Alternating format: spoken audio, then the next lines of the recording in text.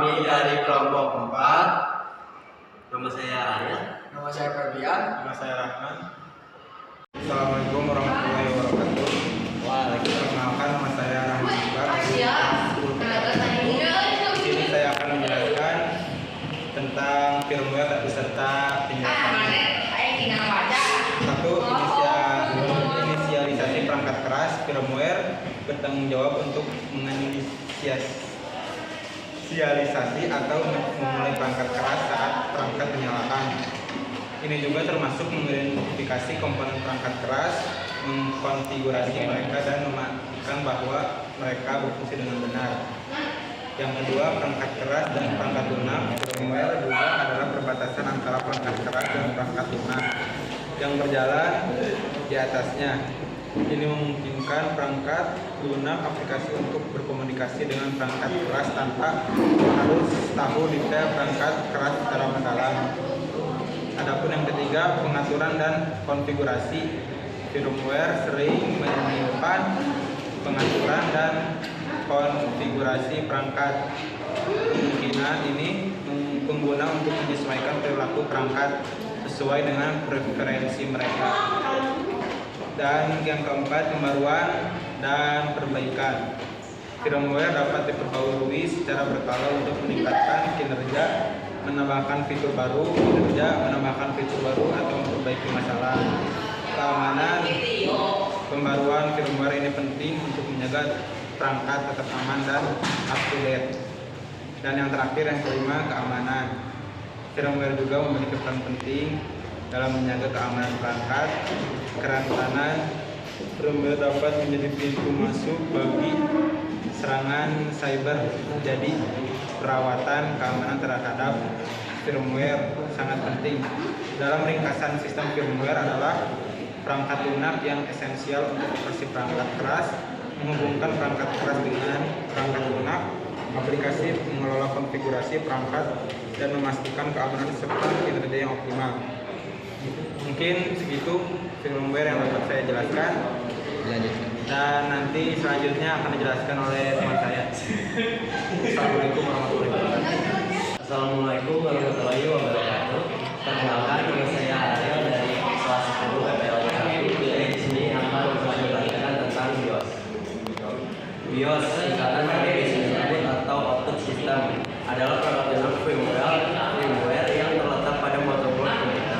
Fungsi utama BIOS adalah menginisialisasi dan mengontrol komponen perangkat keras saat komputer pertama kali dinyalakan. Berikut penjelasan lebih rinci tentang BIOS dan fungsinya.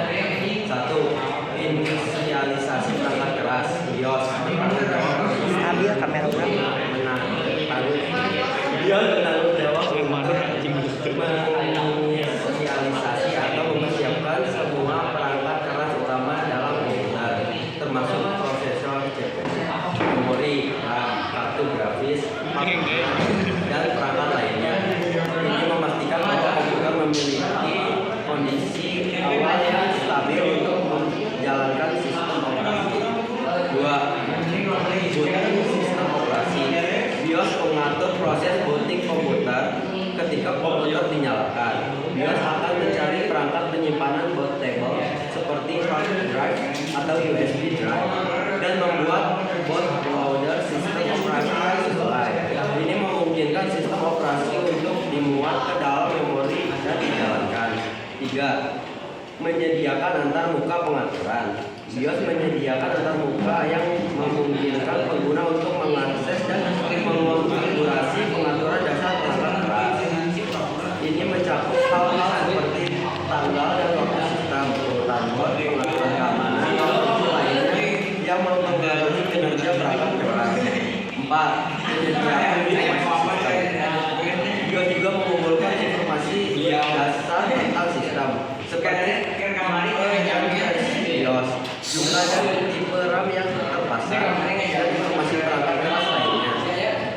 Informasi ini dapat diakses oleh sistem operasi dan perangkat dengan diagnosis dan pengamanan yang tepat.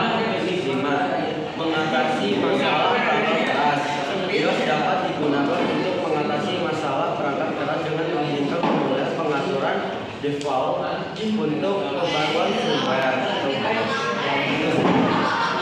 Ini bisa berguna jika ada masalah yang terkait dengan konfigurasi perangkat keras atau kompatibilitas. Penting untuk memahami bahwa BIOS tradisional telah digantikan oleh UEFI atau Unified Extensible Firmware Interface dalam banyak komputer modern. UEFI memiliki fitur lebih canggih dan lebih modern dibandingkan BIOS tradisional, tetapi konsep dasarnya tentang menginisialisasi perangkat keras dan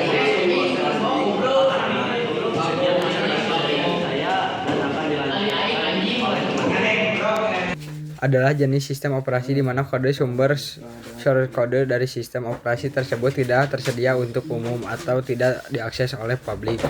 Dalam hal ini, pengembangan atau pengusahaan yang membuat sistem operasi tersebut biasanya menjaga kode sumbernya sebagai rahasia dan tidak memberikannya kepada siapapun di luar tim pengembangan internal mereka. Berikut adalah ciri utama dari sistem operasi closed source.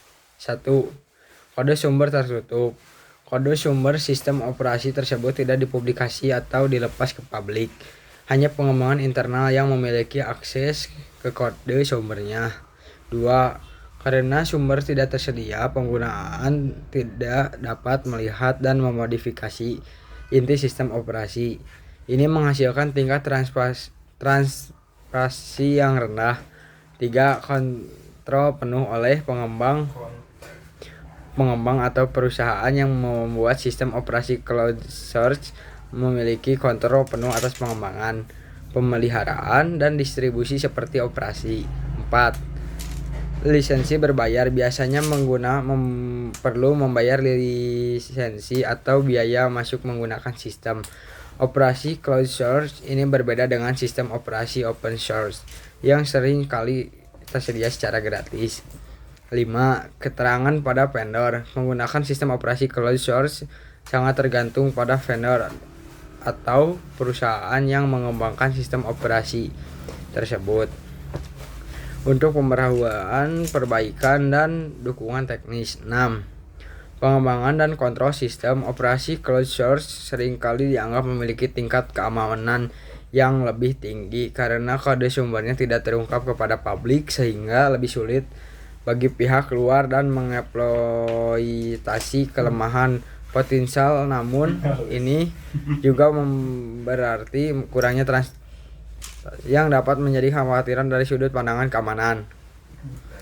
Contoh operasi closed source yang terkenal dalam Microsoft Windows, macOS sebelumnya dikenal sebagai OS X, dan sebagai varian sistem operasi komersial lainnya. Dalam teks bisnis, kebanyakan perusahaan besar cenderung menggunakan sistem closed karena bisanya dilengkapi dengan dukungan resmi, pembaharuan reguler, dan tingkat keamanan yang kuat. Sekian dari saya. Wassalamualaikum warahmatullahi wabarakatuh.